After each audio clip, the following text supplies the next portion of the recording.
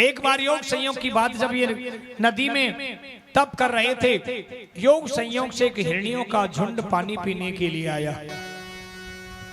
उन हिरणियों में एक हिरणी गर्भवती थी, जो सबसे पीछे चलती हुई धीरे धीरे आ रही थी, और सबने पानी पी लिया।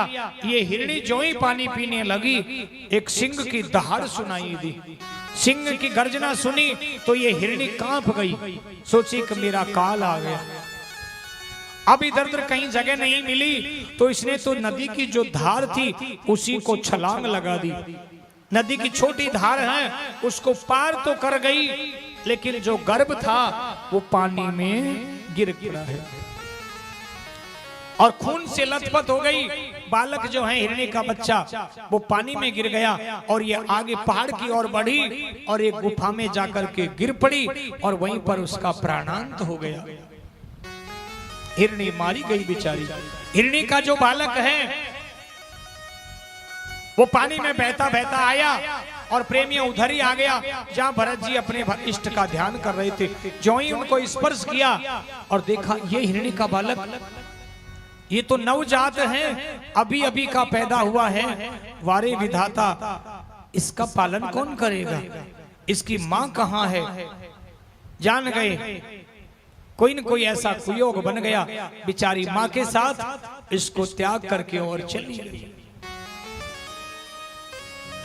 उस बालक को ले लिया और अपने आश्रम पर ले आई। अपने दुपट्टे से पहुंचा, उसको हरी हरी दूब खिलाई, दूध पिलाया, रोज उसका लालन पालन करने लगे।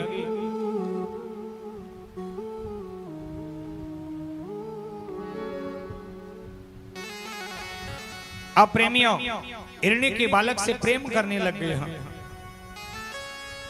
हिरणी के बालक से प्रेम इतना हो गया, खुद नहाएं उसको भी नहलाएं, खुद भोजन करें तो उसको भी भोजन कराएं। भजन कम हो गया और हिरणी का जो बालक है उसकी सेवा ज्यादा होने लग गई। सोचने लगे कि कोई बात नहीं, एक जीव की रक्षा परमात्मा ने मेरे हाथ से लिखी है, ये भी मेरा एक भजन ही सही, लेकिन एक जीव की रक्षा तो कर रहा हूं। पता नहीं कहां इसकी मां है, जन्म दे करके और किस स्थिति में होगी, जीवित भी है या कहीं उसका भी प्राणांत हो गया। वारे विधाता, तू कैसी स्थिति बना देता है। लेकिन प्रेमियों अब हिरणी से इतना, बालक से इतना जीव फंस गया कि भजन तो भूल गए, भजन कम हो गया। अब प्रेमियों बहुत ज्यादा मोह हो गया। एक दिन हिरनियों का झुंड दूसरा पानी पीने के लिए आ गया। पानी पीने के लिए जब हिरनियों का झुंड आया तो ये हिरणी का बालक भी, वो तो भजन में बैठे हुए थे, और हिरणी का बालक उनमें जाकर के शामिल हो गया। अपने समाज की जैसे उन जीवों में जाकर के मिला, भजन से उठे, हिरणी के बालक को देखा तो नहीं मिला, खोजे आसपास। अब लेकिन प्रेमियों उससे लगाव हो गया था, प्रेम हो गया था। मनुष्य से नहीं, व्यक्ति घर में गाय भैंस रखता है, पशु है, लेकिन यदि किसी के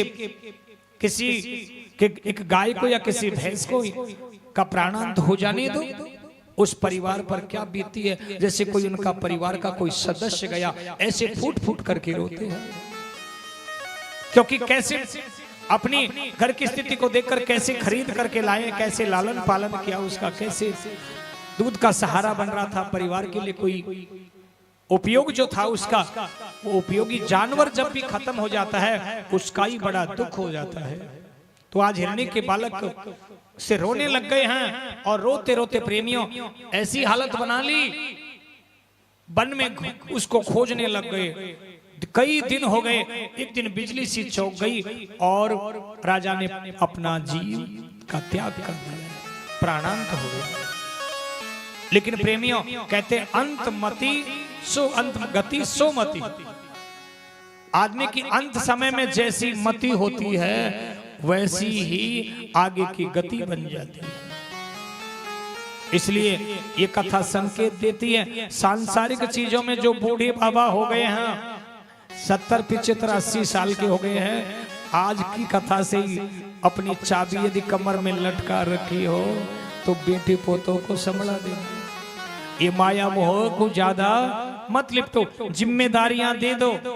लेकिन कई कई माताएं भी होती है, दादी सास ही बन गई लेकिन फिर भी चाबी तो अब भी कमर में ही लटकी हुई है।